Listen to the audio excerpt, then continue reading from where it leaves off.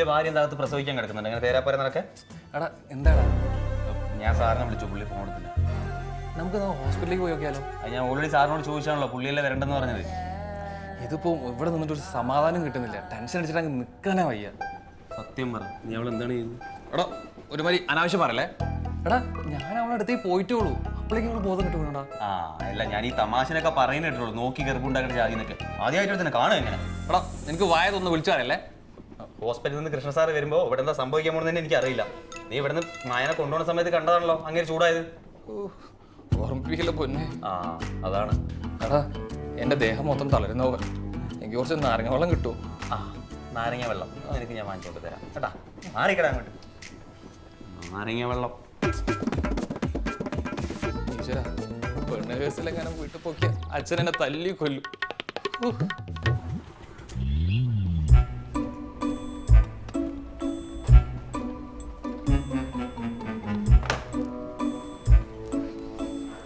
എടാ എന്താടാ? കൃഷ്ണ സാറിപ്പോ വിളിച്ചിരുന്നു. അവൾക്ക് പേടിക്കാനൊന്നുമില്ല. എന്നെ പറ്റി അവൾ എന്താ സംസാരിച്ചോ? നിന്നെ പറ്റി പറയാൻ മാത്രം നീ അവൾ എന്തെങ്കിലും ചെയ്തായിരുന്നോ? എടാ അനാവശ്യം പറയരുത്. ഞാൻ എന്ത് ചെയ്തിട്ടാടാ? അല്ല, അറിയാൻ വേണ്ടി ചോദിച്ചെന്നുള്ളൂ.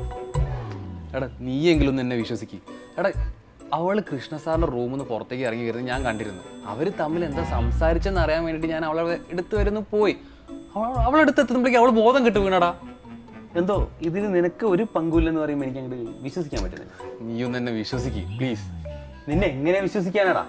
പെമ്പിള്ളാരിന്റെ കേസിൽ നിന്റെ ട്രാക്ക് റെക്കോർഡ് മൊത്തം മോശമാണ്. എപ്പോഴേലും പെമ്പിള്ളാരുടെ കേസിൽ നീ വല്ല സത്യം പറഞ്ഞിട്ടുണ്ടോ? ഇനിയിപ്പോൾ സത്യം പറഞ്ഞാൽ തന്നെ നിന്റെ കയ്യിൽ നിന്ന് മൊത്തം പോയിട്ടായിരിക്കും പറയുക, അല്ലേ? ഞാൻ പറഞ്ഞത് ശരിയല്ലേ?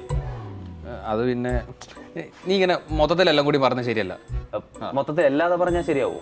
എടാ നീ ഇത് ഒരുമാതിരി കുറ്റവാളിനെ ചോദ്യം ചെയ്ത മാതിരി കേട്ടോ. അത് എനിക്ക് ഫീൽ ആവുന്നുണ്ട്. അവൻ്റെ ഒരു ഫീല്. ആ പെങ്കൊച്ചിന് വല്ലതും സംഭവിച്ചു പോയിരുന്നെങ്കിലോ? അവിടെ ഞാൻ കൂടി പെട്ടേനെ. നീ എങ്ങനെ പെടും?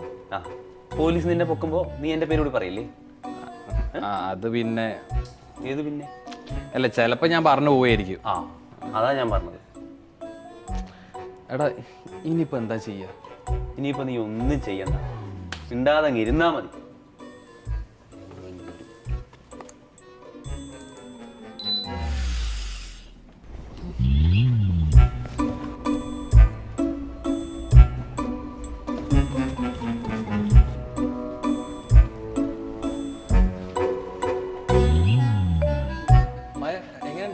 ഡോക്ടർ എന്ത് പറഞ്ഞു? കാല് വേനണ്ടോ? ഞാൻ ഭയങ്കര കസാര എടുത്ത് തരാം. കുടിക്കാൻ വെള്ളം എന്തെങ്കിലും? എൻ്റെ രാജേഷേ, നീ ഇങ്ങനെ എല്ലാം കൂടെ ഒറ്റ ശ്വാസത്തിൽ ചോദിച്ചു മായ ബുദ്ധിമുട്ടിക്കല്ലേ? അവൾക്കിപ്പോൾ വേണ്ടത് കുറച്ച് റെസ്റ്റാണ്. മായ എൻ്റെ ക്യാബിനിലേക്ക് ഇരുന്നോളൂ, ഞാൻ അങ്ങോട്ട് വന്നോളാം. Guys, we need to talk.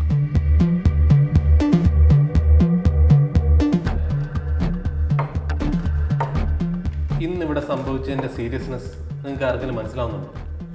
മനസ്സിലായി സാർ. എന്ത് മനസ്സിലായിരുന്നു? രാകേഷിന് ഒന്നും മനസ്സിലായിട്ടില്ലെന്ന് എനിക്ക് നന്നായിട്ട് അറിയാം. അല്ല സാർ, എനിക്ക് നല്ലോണം മനസ്സിലായി. എന്നാ പറഞ്ഞേ, രാകേഷിന് എന്താ മനസ്സിലായത്? അതായത് നമ്മുടെ ഓഫീസിൽ പെൺകുട്ടികളോട് സംസാരിക്കുമ്പോൾ അവർക്ക് തലകർക്ക് ഉണ്ടോ ഇല്ലേ എന്നുള്ളത് ആദ്യമേ നമ്മൾ പരിശോധിക്കേണ്ടത്. നന്നായിട്ടുണ്ട്. ഇതുപോലുള്ള വിചിത്രമായ ഉത്തരം വല്ലതാണോ മനുവിനുള്ളത്? തെറ്റ് രാകേഷിന്റെ മാത്രം. എൻ്റെ ഭാഗത്തോ? നീ വെറുതെ സാറിന്റെ പോലെ നല്ല വെള്ളം ചമയാൻ വേണ്ടിയിട്ട് വെറുതെ വായതൊന്നും പറയല്ലേ. ഞാനിവിടെ ഒരാൾ ഇരിക്കുന്നത് നിങ്ങൾ കാണുന്നുണ്ടോ? രാകേഷിന് ഇടപെടാനുള്ള സമയം ഞാൻ തരാം. സർ, മായ വന്നപ്പോൾ തന്നെ രാകേഷ് എല്ലാ പെൺകുട്ടിയോടും സംസാരിക്കുന്ന രീതിയിലാണ് സംസാരിച്ചത്. അതെല്ലാ കുട്ടികൾക്കും ഇഷ്ടപ്പെടണമെന്നില്ല. അത് എനിക്ക് മനസ്സിലായപ്പോൾ ഞാൻ രാകേഷിനോട് എടുത്ത് പറഞ്ഞായിരുന്നു. അത് ഈഗോ വർക്കൗട്ട് ചെയ്ത് അവൻ മനസ്സിൽ വെച്ചിട്ടാണ് മായയോട് സംസാരിച്ചത്. സാർ ഇടയ്ക്ക് കയറി പറയുന്നതിന് ക്ഷമിക്കണം.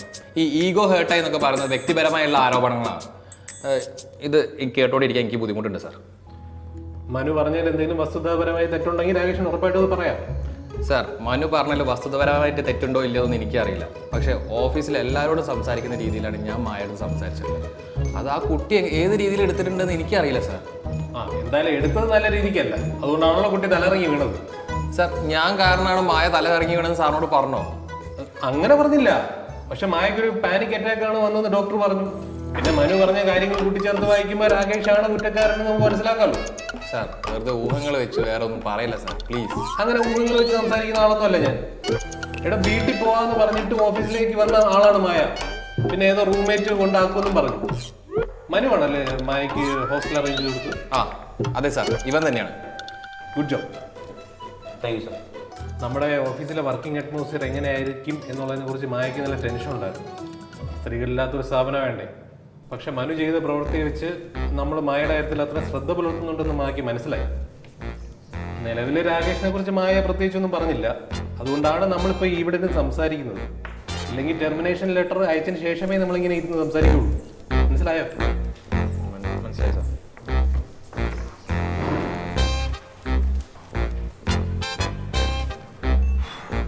നീ എന്നെ കണ്ണൂട്ടി പേടിപ്പിക്കൊന്നും വേണ്ട. ഓഫീസിൽ CCTV ഒക്കെ ഉള്ളതാണ്.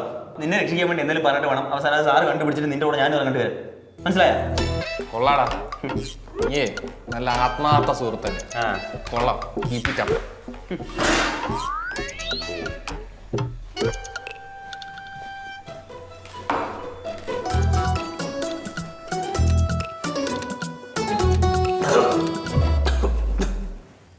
സോറി പെട്ടെന്ന് മായ എടുത്തു വന്നപ്പോൾ ഞാൻ ഞെട്ടിപ്പോയി. ഞാൻ തലയിറങ്ങി വീണപ്പം ഞെട്ടിയതിനേക്കാളും വലിയ ഞെട്ടലാണോ ഇപ്പം ഞെട്ടിയത്? അന്ന് അതല്ലല്ലോ അവസ്ഥ. അന്നെൻ്റെ പ്രാണം വരെ പോയി. ഓ, അതെന്താ അങ്ങനെ തോന്നിയത്? അല്ല, അന്ന് ഞാനല്ലായിരുന്നു മായ അവിടുന്ന് തലറ്റി വീഴുമ്പോൾ ഒറ്റയ്ക്ക് ഉണ്ടായിരുന്നേ. പിന്നെ തലയിലാവൂലായിരുന്നോ? എന്നാ പിന്നെ രാകേഷ് ഈ കാര്യം കൂടി കേട്ടോ. ഞാനൊന്ന് തലയിറങ്ങി വീഴാൻ ഏക ഉത്തരവാദി രാകേഷ് മാത്രമാണ്. ഞാനോ? ഞാൻ എന്ത് ചെയ്തിട്ടാ? എന്ത് ചെയ്തിട്ടാണെന്നോ? കഴിഞ്ഞ 2 ദിവസമായിട്ട് രാകേഷ് എനിക്ക് തരുന്ന പ്രഷർ ചില്ലറയൊന്നുമല്ല. ഈ കോഴിത്തരം കാണിക്കുന്നതിന് പ്രശ്നമൊന്നുമില്ല. പക്ഷേ ആ കാണിക്കുന്നതിന് ഞാൻ റെസ്പോണ്ട് ചെയ്യാത്തതിന് എൻ്റെ അടുത്ത് റിവഞ്ച് എടുക്കുന്നതൊക്കെ മോശമായ കാര്യമാണ്. വേണ്ട, ഒന്നും പറയണ്ട. നമ്മുടെ കമ്പനീൻ്റെ ഹെഡ് ഓഫീസിലെ വിമൻസ് എല്ലാം ഉണ്ട് എന്നുള്ള കാര്യം അറിയാമോ? എന്നിട്ടും ഞാൻ അവിടെ കംപ്ലീറ്റ് ചെയ്യാത്തതിൻ്റെ റീസൺ എനിക്ക് രാകേഷിൻ്റെ അടുത്ത് ഇഷ്ടമുള്ളതുകൊണ്ടൊന്നുമല്ല. ഇനിയിപ്പം ഞാൻ കാരണം ഒരാളുടെ ഭാവി നശിച്ചു തൊലഞ്ഞു എന്നൊന്നും പറയണ്ടല്ലോ എന്ന് ഓർത്താം. അതുകൊണ്ട് എനിക്ക് ഇത്രേ പറയാനുള്ളൂ. ഈ സിനിമ സ്റ്റൈല് മരം ചുറ്റി പ്രണയമൊക്കെ ഇവിടെ വെച്ച് അവസാനിപ്പിച്ചോണം. നാളെ മുതൽ വരുമ്പോൾ ഒരേ ഓഫീസിൽ ജോലി ചെയ്യുന്ന 2 പേര്, അത്രയും മതി. മനസ്സിലായോ ഞാൻ പറഞ്ഞത്? ശരി, നടക്കാം.